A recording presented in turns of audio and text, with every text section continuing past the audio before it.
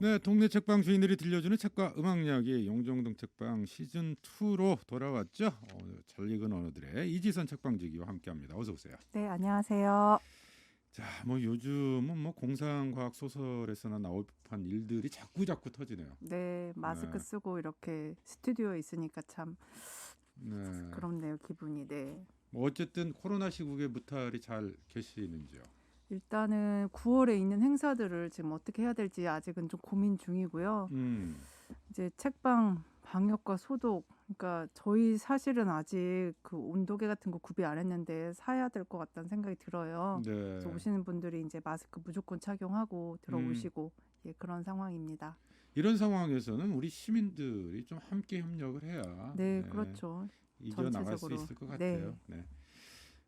그나저나 올해로 이 잘 읽은 언어들 책방 문 연 지가 몇 년 이제 되셨죠? 3년. 3년. 네. 네. 곧 3주년 파티를 하려고 했는데 이것도 못 하겠네요. 코로나 때문에. 아, 3주년 파티. 네. 근데 제가 언뜻 들었는데 그 네. 책방을 열 때 포부가 상당히 좀 재밌었다고 들었어요. 네. 책방 할머니로 늙고 싶다. 아, 책방 할머니로 듣고 네. 좀 싶다. 이렇게 음. 나이가 계속 들어가면서 그러니까 사실은 좀 아프기 전까지 그냥 네. 책방에서 일평생을 그걸 항상 목표라고 얘기를 했었어요. 음. 네. 꼭 지켜가고 싶지만 네, 그 힘드네요. 그 포부가 처음 네. 가졌을 때 네. 포부가 네. 지금도 여전히 유지가 됩니까? 네. 그렇게 정말 하고 싶은데 문득문득 현실 타격이 요즘 현타감이라고 하잖아요. 네. 그런 게 올 때가 순간순간 있긴 해요. 과연 이 시대에 음. 내가 종이책을 이렇게 파는 게 맞나 네. 싶은 생각이 가끔 드는데 아직은 그렇게 예, 늙어가고 싶습니다. 아니 네. 자영업을 하시는 분들 뭐 네. 어렵지 않은 분들이 안 맞아요. 계시겠습니다. 지금은 네. 다들 너무 어려운 시기라. 책방도 비슷한 상황이긴 하실 네. 텐데 그래도 네. 그런 어려움들을 전혀 몰랐었던 건 아니셨을 것 같고 네. 최근 들어서 특히 그 현타감이라고 하셨나요? 네. 그걸 느끼게 만드는 이슈가 있어요. 네, 도서정가제죠, 지금. 도서정가제. 네, 어제 성명서를 발표했어요. 네. 아니 조금 전국적으로. 설명이 필요할 것 같아요. 일단 도서정가제가 어, 뭔지. 네. 일단은 이 도서정가제, 도서를 정가를 주고 살 수 있게 만들어 놓은 제도예요. 네. 그런데 이 제도가 지금 현재 적용되는 게 10% 할인이 가능하고요. 네. 여기에서 5% 적립 정도 가능하게 법이 만들어져 있어요. 네. 그런데 인터넷에서는 지금 현재 10% 할인에 적립을 그래서 할 수가 있는 거고 동네 책방에서는 할인을 해도 무방하지만 사실 저희 책방이나 다 지역 책방은 정가로 책을 받고 있거든요. 네. 이게 소비자들이 봤을 때는 왜 인터넷에서는 할인도 되고 무료 배송이 되는데 왜 동네 책방에서는 진짜 할인을 안 해주지? 음. 우리도 지역 상권을 살리기 위해서 동네 책방에 가고 싶은데 사실 뭐 이렇게 책 가격 때문에라도 인터넷에서 구입하는 분들이 많잖아요. 네. 이게 모르는 게 이게 책에는 공급률이라는 게 있는데 저도 사실은 이렇게 책방 하기 전에는 몰랐던 구조예요. 음.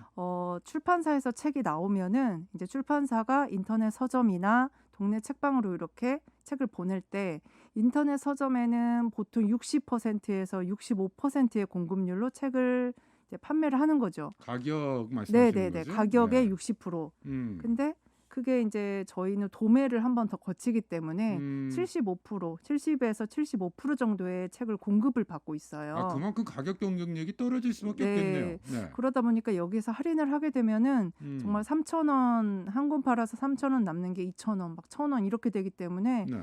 이게 되지가 않는 거예요. 음. 그래서 이제 저희가 사실은 항상 인터넷 서점하고 저희가 사실은 경쟁 구도가 될 수가 없는 이런 판도임에도 음. 그럼에도 그 전에는 이런 거마저 없어서 네. 동네 책방이 없었죠. 사실 서점들이 다 거의 인터넷 서점이 생기고 나서 막 책 가끔 할인 막 60%에 뭐 할인해주고 뭐 반값에 싸게 사고 이런 구도가 아마 네. 기억나실 거예요. 그렇죠. 그런 적이 이 있었죠. 제도가 네. 없기 전에는 그래서 서점들이 점점 사라졌다가 다시 도서정가제가 2014년에 법이 개정되면서 동네에 조그맣게 다시 생기기 시작한 게 지금 음. 이 시점이거든요. 근데 그러니까 애초에 출판사에서 책 가격이 얼마 이렇게 나와도 실제 그 네, 가격이 아니고 그렇죠. 제 가격에 사는 경우가 별로 없었던 것 네, 같아요.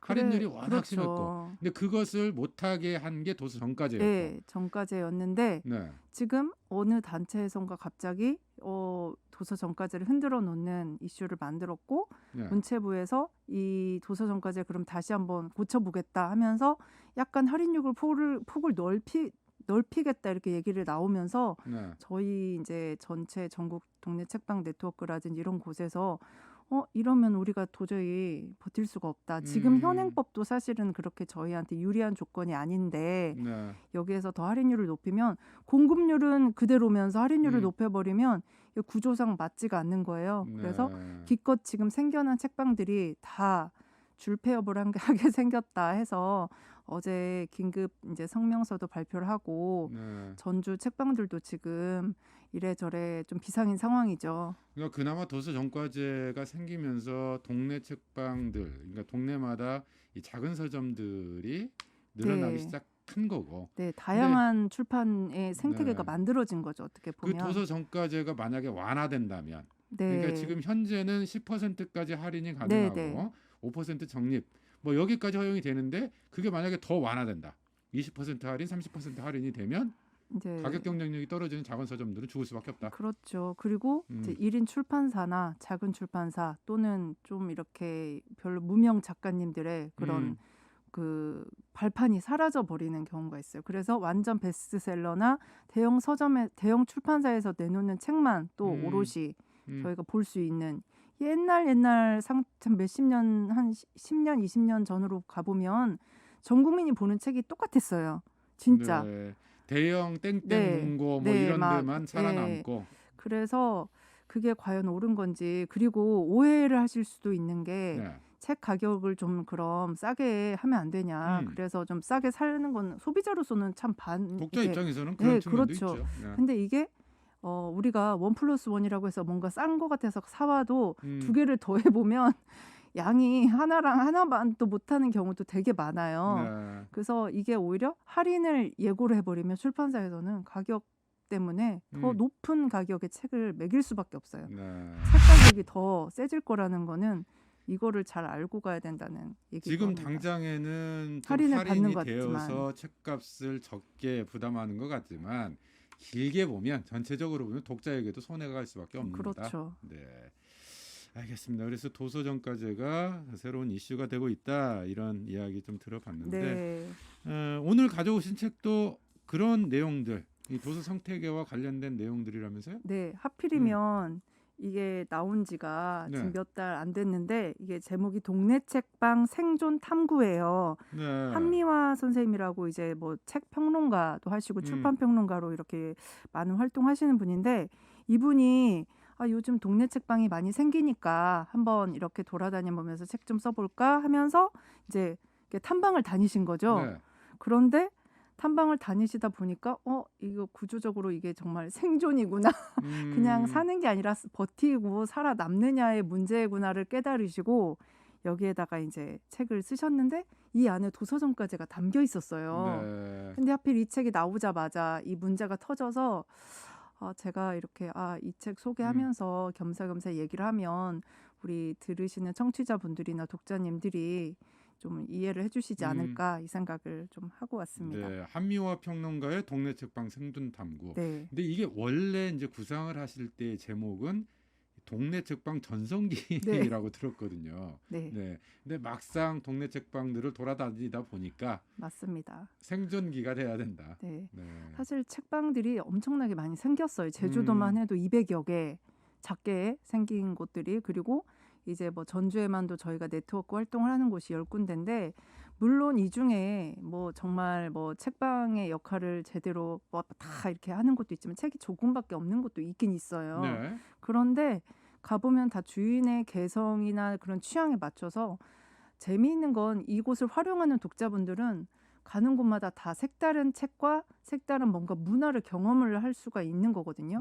근데 이제 이 공간을 탐방하다 보면 결코 이런 구조들이 살아남게 하는 구조는 아니었구나. 그래서 좀 슬프게도 이분이 이런 얘기를 했어. 책에서 책방을 부업으로 하면 어때요? 라는 질문을 던지기도 했어요. 책 아니, 안에서. 책방을 열었는데 부업으로. 책 파는 것이 주업이 아니고 부업으로 네. 하자. 그래서 그 네. 얘기를 보면서 되게 한편으로는 마음이 많이 아팠죠. 왜냐하면 음, 그렇게 하지 않으면 운영이 안 될 것 같으니까. 현실은 어때요, 현실은? 그러니까 지금 작은 책방들의 창업 붐이라고 네네. 해도 좋을 정도로 네. 많이 좀 늘어나고 있는 거 아닙니까? 네.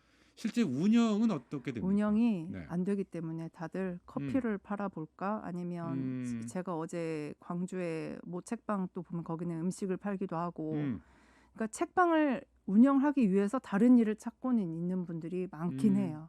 그, 그게 그래서 진짜 오직 책만 하기 위해서는 약간 더뭐 자본이 좀 있거나 그런 음. 분들이 또 하시기도 하고 좀 아니, 근데 씁쓸한 현실이었습니다. 이해가 제가 죄송합니다만 네네. 물론 이제 우리 책방 주인분들의 이제 소명 의식이라든지 뭐 이런 것들도 이제 있으실 거라고 네. 생각을 합니다만 그래도 지금 책을 팔아서는 유지가 안 되고 그래서 네. 다른 거 뭐 커피를 팔 것인지 뭐 뭘 팔 것인지 이런 고민을 하신다고 하셨잖아요. 그런데도 왜 책방은 계속 늘어나는지 뭐 이유가 어디에 제 있습니까? 생각에는 네. 예전보다 하고 싶은 일을 하려는 그런 욕구가 좀 커진 세상이기도 하고, 음, 특히 이게 약간은 이 책을 좋아하시는 분들 틈 바구니 속에서 책방이라는 게, 이 문화의 공간으로서 역할이 크거든요. 그러니까 책만 파는 네. 게 아니라 여기서 다양한 문화 행사 같은 걸 하면서 본인들의 보람이나 또 지역에 공헌하는 그런 것들에 대해서 보람이 되게 크신 것 같더라고요. 음, 그리고 저 같은 경우도 이 책방 운영을 3년 정도 해보니까 왜 이 공간을 내가 이렇게 운영을 하려고 할까 했을 때 어, 남의 눈치를 보지 않고 우리 손님들과 또 동네 사람들의 취향에 맞춰서 뭐든지 할 수 있는 공간인 거예요, 이 공간이. 음, 책을 매개로 해서. 그러다 보니까 자꾸 그 안에서 더 뭔가 해야 할 것이 생기고 이 환경운동도 같이 하고 있고, 예를 들어서 동네를 어떻게 하면 이 동네가 좀 괜찮은 동네로 만들어질까를 같이 네. 고민을 하고 아이들 교육을 같이 고민하고 이런 공간이 되면서 이제는 더 지켜가고 싶은 그런 것도 생기는 것 음, 같아요. 그러니까 뭐 자기 실현에 대한 네, 욕구도 그런 것도 좀 있고요. 그런 커진 것 것들이 같고. 확장되면서 우리 사회에서 반드시 필요한 일 이런 것들을 공동체를 또 복원하는 네, 그런 것에 대한 의지도 갖고 있고 이게 새로운 작은 책방 창업 붐으로 좀 이어지고 있는 네, 상황이다. 그렇지만 현실은 이 생존 네, 기회를 그렇죠. 이 생존 탐구 여기에 나서야 될 만큼 어려운 상황이다. 아마 네. 다 알고들 문 여신 분들이 음, 대부분이고, 그래서 다들 원고를 쓰거나 뭐 디자인을 네. 하거나 출판을 하거나, 음, 여기도 보면 이 동네 책방 주인들이 다양한 책방을 하기 위해서 다양한 일들을 하는 것에 대한 묘사도 나와 있습니다. 네. 그 전에 동네 책방을 어렵게 하는 것 중에 이 쇼루밍 현상이요? 예, 예, 네, 그냥 이렇게 보고 가는. 네. 그러니까 이 보는 것은 오프라인 매장에 와서 네, 구경은 하고 실제 구입은 온라인으로 인터넷에서. 하는 네, 그런 많죠. 게 책방에도 많이 있어요. 많죠. 이제 음, 오셨으니까 이제 고마운 분들은 그래도 그중에서 한 권 정도는 구입하시는 분도 계시지만, 음, 특히 이제 저희 책방은 그래도 동네 안쪽에 있어서 잘 모르지만 유명한 책방들, 뭔가 이렇게 핫 플레이스가 된 책방들은 정말 많이 사진 찍고 가고 그냥 보기만 하고 네, 가고 여기 왔다 인증샷을 찍고 가고, 음, 그래서 오죽하면 구호를 어떤 책방에서는 인생 샷을 찍지 말고 인생 책을 만나고 가세요라고 네, 붙여놨다고 하더라고요. 음, 그래서 그러니까 그곳에 가봤다. 이게 이제 인증인 거죠. 음, SNS나 이런 게 올리기 좋은. 근데 책하고는 연결이 안 되는 또 그런 것도 되게 많다고 합니다. 네. 그 인증샷도 뭐 지적재산권으로 좀 보호받을 수 있는 방법 같은 건 없을까요? 네. 그러게요. 그러다 보니까 이 작은 책방 주인들이 생존을 위해서 뭐 온갖 이벤트를 하신다고 들었거든요. 뭐 어떤 이런 이벤트까지 봤다. 뭐 어떤 게 있습니까? 책 속에서 뭐 어, 소개되는 이벤트들이 네. 있다던데. 보통 뭐 하는 게 작가들의 북토크인데 음, 책과 연결된 것들을 다 하는데, 책방에서 얼마 전에는 뭐 낭독극, 연극을 하는 곳도 있었고, 음, 동네 사람들을 대상으로 저희 책방 같은 경우는 최근에 밴드 한 5분이 그 5인조 밴드가 이렇게 오셔가지고 이제 책방에서의 콘서트를 열었는데, 네, 이분들이 정말 지하실에 있었던 그 연습실 생각이 난다면서 왜냐하면 그동안 화려한 무대에서만 이렇게 공연을 하다가 오랜만에 네. 손님들과 마주 앉아서 공연을 하니까 근데 이게 정말 잊혀지지 않을 것 같다고 하면서 그러니까 이게 이런 일을 그러면 책방에서 왜 해라고 묻는다면 네. 저 같은 경우는 이 공간이 그냥 제가 책만 팔아서 물론 책이 안 팔려서 그런 것보다도 계속 이 공간이 새로운 것들로 채워졌으면 좋겠어요. 그래야 사람들도 오고 아 여기에서 과연 그게 가능했나 했는데 가능하고 그래서 앞으로도 그리고 그런 이제 뭐 다양한 문화 활동뿐만이 아니라 책에 관련된 다양한 일들을 새로운 것, 지금까지 없었던 것을 계속 만들어 보고 싶은 그런 생각들을 누구나 다 가지고 있을 것 같아요. 책방 지기들이라면. 네. 사실 이제 전 이벤트 앞서 말씀하셨잖아요. 네. 북토크야 뭐 직접적으로 네네네. 그 저자가 와서 독자들을 만나는 자리니까 책 판매에도 좀 어느 정도 도움이 될 네. 것 같습니다만, 근데 이제 공연을 하면 그게 책 판매하고 어떻게 연결이 될까?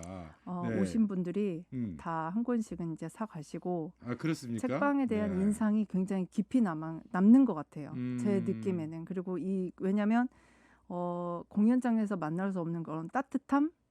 왜냐하면 그런 것들이 이런 책방에 대한 기억을 더 만들게 하면서 다시 한번 올 수 있게 하는 네. 그런 걸 만드는 것 같아요. 그렇군요.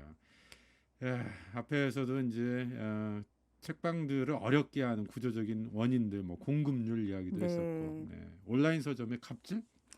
이게 네. 뭐랄까 사실은 한번 출판사에서 예를 들어서 어떤 책이 나왔는데 엄청나게 이제 팔린 거죠. 특히나 예를 들어서 어떤 온라인 서점에서는 이 책이 정말 판매 너무너무 많이 했다. 매출에 기여를 했다. 그럴 경우에 온라인 서점이 출판사한테 다음에 책을 줄 때는 더 저렴하게 줄 수 없을까요? 이제 네. 얘기를 하는 거죠. 그럼 출판사는 출혈이 심하지만 매출이 너무 좋으니까 그 출혈을 감당하면서 책을 준 거죠. 공급을. 네. 그래서 어느 날은 출판사에서 상생 공급률이라는 명목 하에 이 정도 선에서만 책을 좀 그렇게 하면 안 될까 가격을 정한 거예요. 공급률을. 예를 들어서 뭐 55%면 55%까지만 우리가 그 이하는 너무 힘들다. 그렇게 해서 이제 온라인 서점들에게 제안을 한 적이 있다고 해요. 책을 네. 보니까. 근데 그거를 거절했다고 합니다. 음. 그러니까 이런 것들이 이제 출판사로서도 굉장히 힘든 거죠. 그렇군요. 네. 자, 어쨌든 동네 책방들 살아남기 위해서 그 분투를 하셔야 되잖아요. 생존의 날개짓 어디서부터 어떻게 시작해야 될까요? 일단은 지금 뭉치고 있으니까 음. 소리를 내는 것밖에 없고 결국에는 모르겠어요. 독자층이 늘어나서 동네 책방까지 발걸음을 하게끔 하는 게 저희들의 역할이고 몫인데 우리가 이거를 기억했었으면 좋겠어요. 책이 저렴하다고 해서 독자층이 늘어날까? 저는 그거에 대해서 한번 반문을 하고 싶고 또 출판사에서는 이왕이면 또 책을 너무 또 이렇게 고급스럽게 안 만들어도 되니까 네. 문고판 그런 걸 만들어서 좀 그 부담을 가지는 소비자들한테 좀 책에 대한 부담을 좀 덜어줄 수 있는 그런 책들도 좀 만들어냈으면 좋겠다. 그러면서 도서 정가제가 지켜져야 이 생태계가 무너지지 않고 지속할 수가 있는 거지. 안 그러면 이게 다 저의 할머니가 되고 싶은 그 네. 꿈이 다 사라지겠다 이런 생각이 듭니다. 알겠습니다. 동네 책방 생존 탐구 함께 읽어봤는데 오늘의 한 문장. 네, 여기에서 한미화 이 작가가 동네 책방이 무엇이냐고 물을 때 뭐라고 답해야 할까 이렇게 써있던 부분이 있는데요. 네. 동네 책방은 책방이자 지역 운동의 구심점이자 다양한 프로그램을 펼쳐 자신과 지역 주민들이 살기 좋은 동네를 만들어 가려고 애를 쓰는 곳이라고 답하고 싶다라고 했어요. 네. 그래서 이렇게 이런 게 바로 로컬리즘 아니겠느냐 하면서 로컬리즘을 바탕으로 지역 운동의 거점이 될 수 있다. 이 공간이. 그래서 소중하다라고 얘기를 해서 여러분들께도 알겠습니다. 네, 네. 들려드리고 싶습니다. 자, 용정동 책방 시즌2 잘 읽은 언어 이지선 책방 지기와 함께 동네 책방 생존 탐구 함께 읽어봤습니다. 오늘 말씀 고맙습니다. 네, 감사합니다. 네, 권순간의 터널 끝곡으로 띄워드리면서요. 저도 인사드립니다. 함께해 주신 여러분 고맙습니다. 불 꺼진 곳 그 안에 주위에 전부였었지.